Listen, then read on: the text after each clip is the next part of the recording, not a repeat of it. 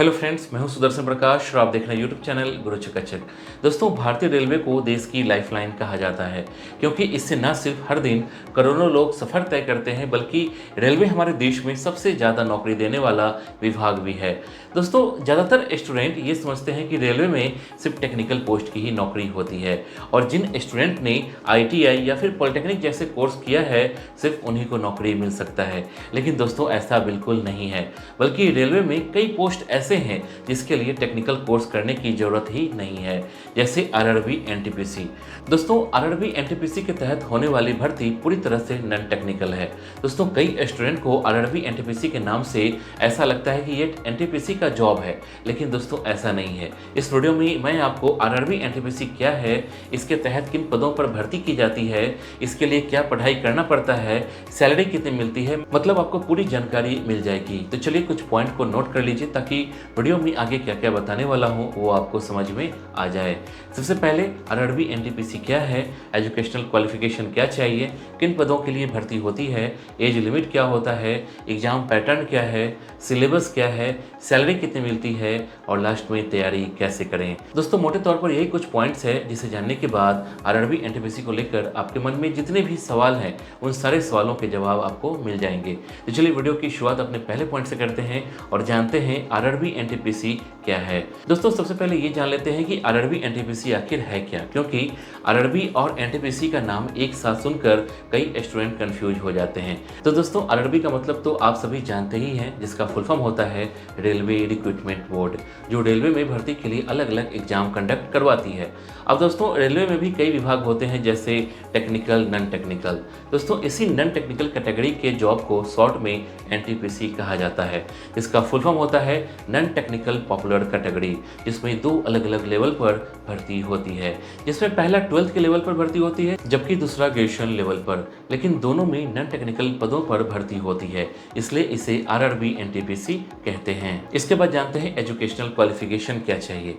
दोस्तों, अब बात कर लेते हैं कि अगर आप RRB NTPC का एग्जाम देना चाहते हैं तो उसके लिए एजुकेशनल क्वालिफिकेशन क्या चाहिए। तो दोस्तों, जैसा कि आपको पता है, इसमें अलग अलग पदों पर भर्ती के लिए एग्जाम लिए जाते हैं जो कि 12th और ग्रेजुएशन लेवल के होते हैं, इसलिए कम से कम आप 12th पास हैं तो ही इसका एग्जाम दे सकते हैं, वो भी कुछ ही पदों के लिए जो 12th के लेवल पर हैं। जबकि अगर आप ग्रेजुएशन लेवल का फॉर्म भरना चाहते हैं तो उसके लिए आपका ग्रेजुएट होना जरूरी है। दोस्तों, इसमें कंफ्यूज होने की बिल्कुल भी जरूरत नहीं है। इसके बाद जानते हैं किन पदों के लिए भर्ती होती है। दोस्तों, एक और कंफ्यूजन होता है कि नॉन टेक्निकल में किन पदों पर भर्ती होती है। कई स्टूडेंट ने ये सवाल भी किया था और नए स्टूडेंट को भी ये समझने में दिक्कत आती है, क्योंकि उनको लगता है कि अगर रेलवे में जाना है तो ये टेक्निकल कोर्स को करना ही पड़ेगा, लेकिन दोस्तों ऐसा नहीं है। तो चलिए पहले मैं आपको बता दूं कि RRB NTPC के तहत 12th लेवल पर अकाउंट क्लर्क कम typist, junior time keeper, senior time keeper, train clerk. दोस्तों, ये तो बात रही 12th लेवल की, लेकिन अब जान लेते हैं ग्रेजुएशन लेवल पर होने वाली भर्ती किन पदों पर होती है।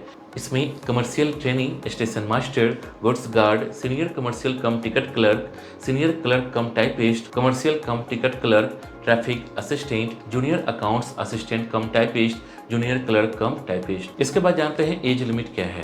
दोस्तों, हर जॉब में एक एज लिमिट तय की गई है कि किस जॉब में किस एज ग्रुप के लोगों की भर्ती की जाएगी, तो उसी तरह से RRB NTPC को लेकर भी है, यहाँ भी एज ग्रुप तय है। तो दोस्तों, एज लिमिट का ध्यान जरूर रखिएगा, क्योंकि कई बार एक दिन भी कम या ज़्यादा होने पर फॉर्म रिजेक्ट हो जाता है। तो दोस्तों, इसमें एज लिमिट जनरल कैटेगरी के उम्मीदवारों की उम्र 18 से 33 साल के बीच होनी चाहिए। अगर आप OBC कैटेगरी में आते हैं तो आपको 3 साल की छूट मिलेगी, यानी कि OBC कैटेगरी के कैंडिडेट्स की उम्र 18 से 36 वर्ष के बीच होनी चाहिए। वहीं अगर SC ST कैंडिडेट की बात करें तो उन्हें 5 साल की छूट मिलती है, यानी कि SC ST कैंडिडेट की उम्र 18 से 38 साल के बीच होनी चाहिए। इसके बाद जानते हैं एग्जाम पैटर्न क्या होता है। दोस्तों, किसी भी एग्जाम की तैयारी करने और उसे पास करने के लिए सबसे पहले ये जानना जरूरी है कि उस एग्जाम का पैटर्न क्या है, क्योंकि एग्जाम पैटर्न की जानकारी अगर आपको होगी तो आप उसकी तैयारी अच्छे से कर पाएंगे। तो दोस्तों, वैसे तो इसमें 3 लेवल पर एग्जाम होते हैं, जिसे CBT 1, CBT 2 और टाइपिंग टेस्ट होता है। दोस्तों, यहाँ पर मैं आपको क्लियर कर दूँ कि इसमें फिजिकल टेस्ट नहीं होता है। कई लोगों को लगता है कि रेलवे में फिजिकल टेस्ट होता है, लेकिन RRB NTPC भर्ती प्रक्रिया की अगर हम बात करें तो यहाँ पर फिजिकल टेस्ट नहीं होता है। है, लेकिन इसमें मेडिकल टेस्ट ज़रूर होता है।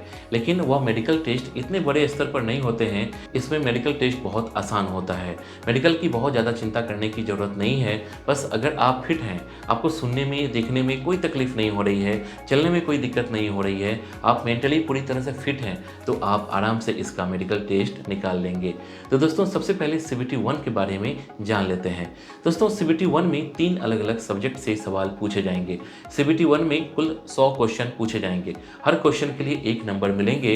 दोस्तों CBT 1 के क्वेश्चन को सॉल्व करने के लिए आपको 90 मिनट का समय मिलेगा। लेकिन अगर आप PWD कैंडिडेट हैं तो आपको 120 मिनट मिलेंगे, यानी कि 30 मिनट अलग से।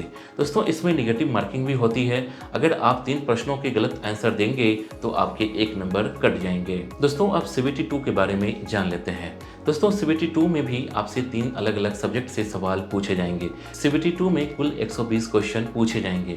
हर क्वेश्चन के लिए 1 नंबर मिलेंगे। दोस्तों CBT 2 के क्वेश्चन को सॉल्व करने के लिए आपको 90 मिनट मिलेंगे। लेकिन अगर आप PWD कैंडिडेट हैं तो आपको 120 मिनट मिलेंगे, यानी कि 30 मिनट अलग से। दोस्तों इसमें नेगेटिव मार्किंग भी होती है। अगर आप 3 क्वेश्चन के गलत आंसर देंगे तो आपके 1 नंबर कट जाएंगे। दोस्तों ये दोनों टेस्ट पास होने के बाद आपका टाइपिंग टेस्ट लिया जाएगा। अगर आप इसमें पास हो गए तो फिर मेडिकल टेस्ट और फिर डॉक्यूमेंट वेरिफिकेशन करने के बाद आपकी ज्वाइनिंग करवाई दी जाएगी। तो दोस्तों उम्मीद है कि आपको एग्जाम पैटर्न आसानी से समझ में आ गया होगा। इसके बाद जानते हैं सिलेबस क्या होता है। दोस्तों एग्जाम पैटर्न के बाद दूसरा जो सबसे ज़रूरी बात समझनी है वो है एग्ज़ाम का सिलेबस। क्योंकि अगर आपको एग्ज़ाम का सिलेबस समझ में आ गया तो आप किसी भी एग्ज़ाम की तैयारी आसानी से कर सकते हैं।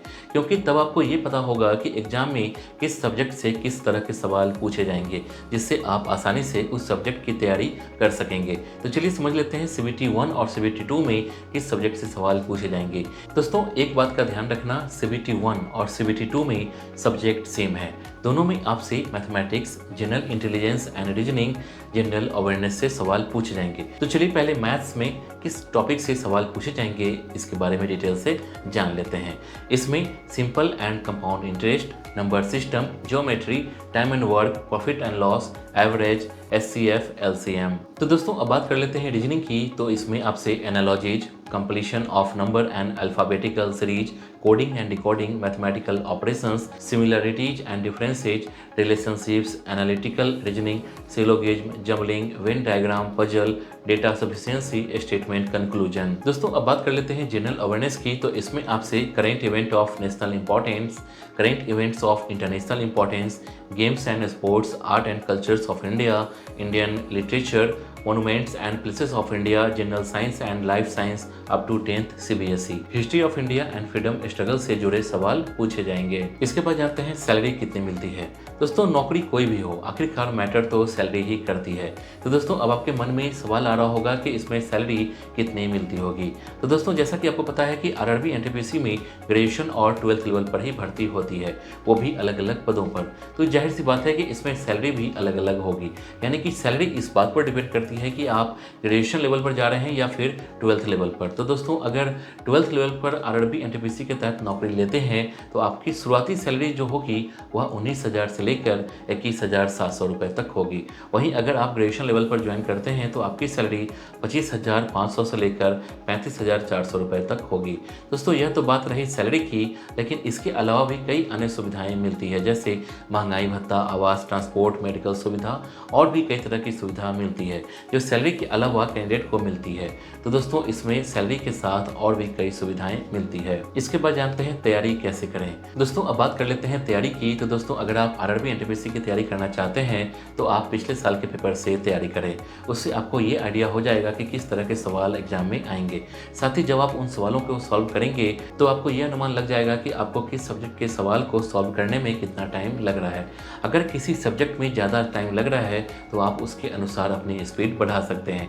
और दूसरा तरीका है कि आप सिलेबस के अनुसार ही पढ़ाई करें, इससे आपकी तैयारी अच्छी हो जाएगी। साथ ही दोस्तों क्योंकि इसमें टाइपिंग टेस्ट होता है तो ऐसे में टाइपिंग स्पीड बढ़ाना ना भूलें। तो दोस्तों इस वीडियो के लिए बस इतना ही। उम्मीद करता हूँ कि ये वीडियो आपको पसंद आई होगी। इस वीडियो से रिलेटेड नेक्स्ट वीडियो आपको किस टॉपिक पर चाहिए आप हमें कमेंट कर बता सकते हैं। वीडियो पसंद आई तो वीडियो को लाइक और चैनल को सब्सक्राइब जरूर कीजिए। Thank you.